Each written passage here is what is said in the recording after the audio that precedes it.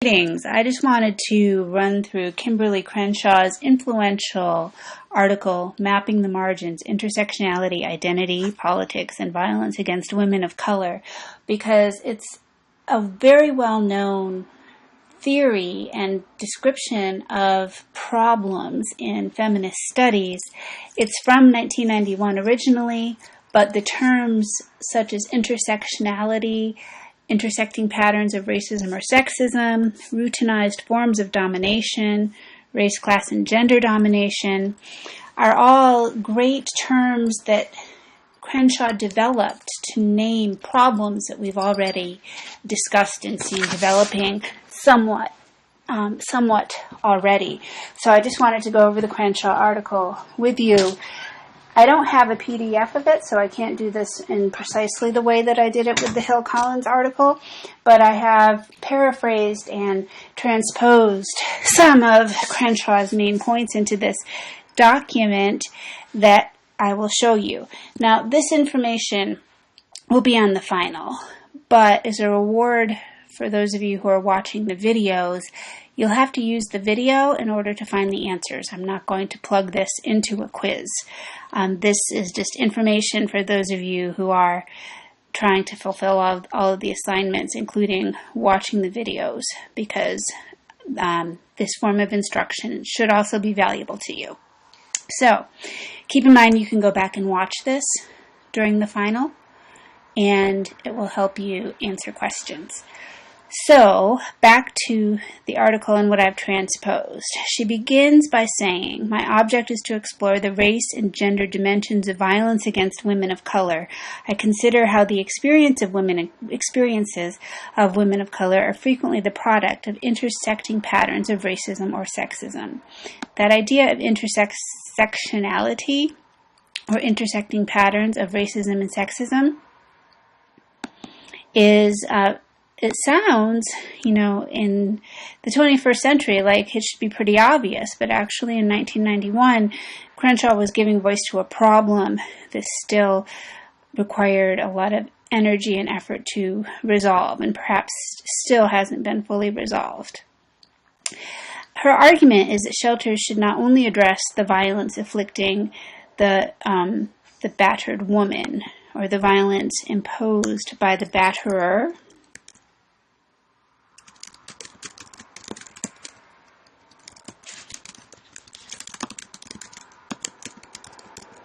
rather, shelters and advocates, people trying to end intimate partner violence, should consider the routinized forms of domination that affect the everyday lives of women of color.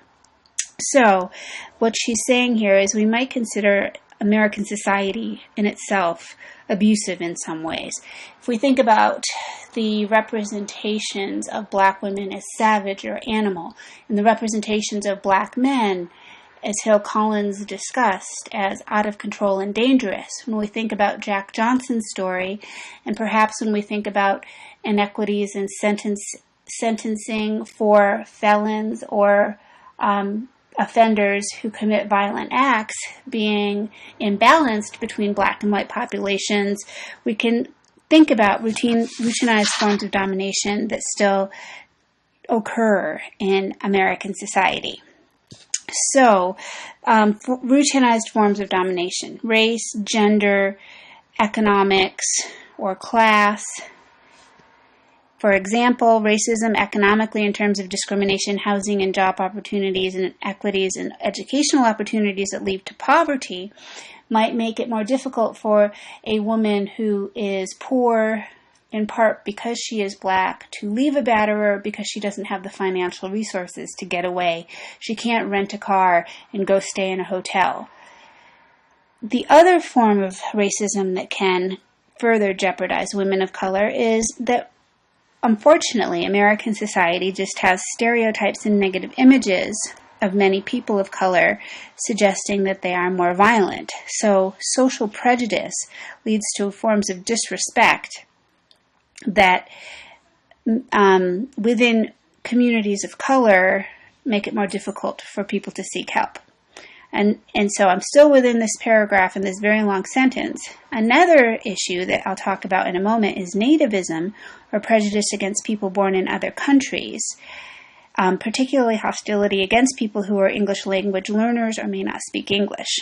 All of these forces multiply the problems of women and perhaps even men who might also face intimate partner abuse. Crenshaw calls this systems of race, gender, and class domination converging, and these interlocking systems of oppression, which can't be taken apart or extricated from one another, because if you are a woman, you are Latina, for example, and you are working class, you can't, take off your working class shoes and just be a Latina woman. You're still going to be a working class Latina woman. It's kind of locked together in how you experience the world. These things make it more difficult for women to seek assistance or an escape from their batterers. And I have a little footnote back here when we are talking about disrespect in communities. There's two aspects of silencing that she talks about in terms of African American communities. The first is that dominant society disrespects black men, and therefore one way that black men might seek authority is by having a very traditional sense of patriarchal domination in the household. So there is an activist named Shahrazad Ali who argues that, quote, black men must sometimes resort to physical force to reestablish authority over black women that racism has disrupted. In other words, some may argue that in a society that disrespects black men generally and sees them as less capable of leadership or intellect, men might have to resort to violent measures to command respect from, quote, their women. I personally find this argument kind of problematic, but it is a traditionalist argument, and it is one response to racism. It's not directly, first and foremost, a desire to dominate women because of their gender, but it is a response to racism, first and foremost. Alice Walker's novel, The Color Purple, and the movie created a controversy because many black leaders found that she was adding to or exacerbating racial stereotypes of black men as violent. Crenshaw says that the problem is not really so much the portrayal of violence, but the fact that in a dominant racist American society we have so few positive images of black men.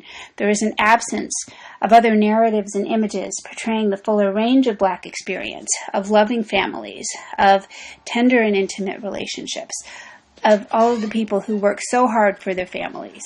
And, those people exist, but politicians don't like to talk about them, nor does the media, nor do movies. There's more in the racist imaginary that kind of fetishizes, as Patricia Hill Collins tells us, negative images of blackness.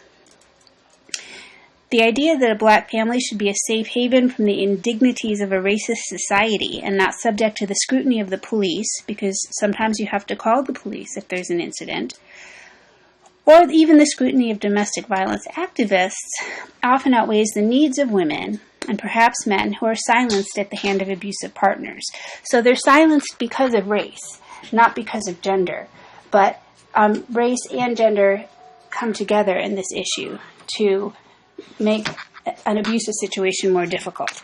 The term strategic silences that I have footnoted at the bottom often shapes the political priorities of communities of color. Rather than report statistics, communities of color might fear additional disrespect and stereotyping that result from an already existing stereotypes of black men as violent and dangerous. That might lead to the strategic silencing of a film called like The Color Purple, or just lack of inclination to talk about it and bring it to the light of day, like Leslie Steiner recommends in her TED Talk. That's a great idea, but Steiner doesn't fully understand that if you're black, when you're bringing these things into the light of day, you're not just bringing abuse and violence under scrutiny, you're not just bringing masculinity under scrutiny, you're bringing blackness under scrutiny. And that happens too much already in American society. And that is why very often black women and sometimes men might have to suffer in silence. Now, when we look at anti-violence campaigns and political rhetoric about violence against women, it is inadvertently offensive because they like to depict white middle-class women as exceptional or unlikely victims. Steiner even does that herself. You know, she's this beautiful and successful and well-dressed and well-spoken white woman. So when she steps onto that TED stage and says, I was abused, I was highly successful, and I was abused, we're supposed to go, oh no, not you. I mean, it's awful that she was abused. Of course that's shocking and terrible. But if a poor migrant woman who had been picking our food for us stepped out on the TED stage and said in Spanish, I've been abused, we might not act so shocked or be so motivated. And that's not really right. I mean, we shouldn't have this expectation that abuse is normalized within communities of color. But the rhetoric that kind of gets us to stand up and pay attention is more like Steiner's rhetoric. Not blaming Steiner for this, just saying that it's an example of race and gender kind of coming together in the way that we think about the problem. A politician, a direct quote from a politician from Oklahoma who said, violence against women is not limited to the streets of the inner cities. And he kind of said this to motivate people to care. Well, we should care no matter where it takes place. But the fact is that we live in a racist, classist society. And here is another example where we can tell that race and class and gender are interlocking in how we look at domestic violence.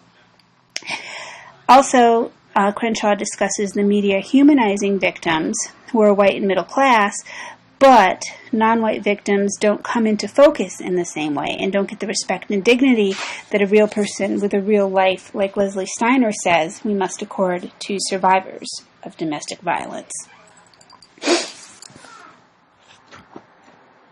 One of the last ways that race, gender, and interlocking systems of domination come into play is that feminist organizations or domestic violence shelters themselves might have rules that are exclusive. Crenshaw speaks explicitly about an example of a safe house. And there was a woman she speaks of who did not speak English, but needed to flee for her safety and wanted to bring her children with her. She had an older son who could translate for her because the safe house had this rule that you have to participate in group therapy and that the group speaks in English. But the shelter said, oh no, we can't have her son translate for her because it's a safe space and no men are allowed. And he would be threatening because he is a male. Then, the woman ended up completely falling out of the system because she couldn't speak English and she couldn't produce on her own a translator of the appropriate gender. So there, race and gender and nationality and language interlocked in ways that probably made that woman a victim. And that kind of story suggests that even feminists, even advocates need to push the limits of acceptance and understanding of the problem. So like I said, this is a very influential and important article. If you're in child advocacy or criminal justice or any of those fields, or just if you're a thinking, feeling human being who cares about the well-being of other human beings, Crenshaw's work is incredibly influential and important. So I hope that this mini lecture helps you understand the article and its key points. Have a great day.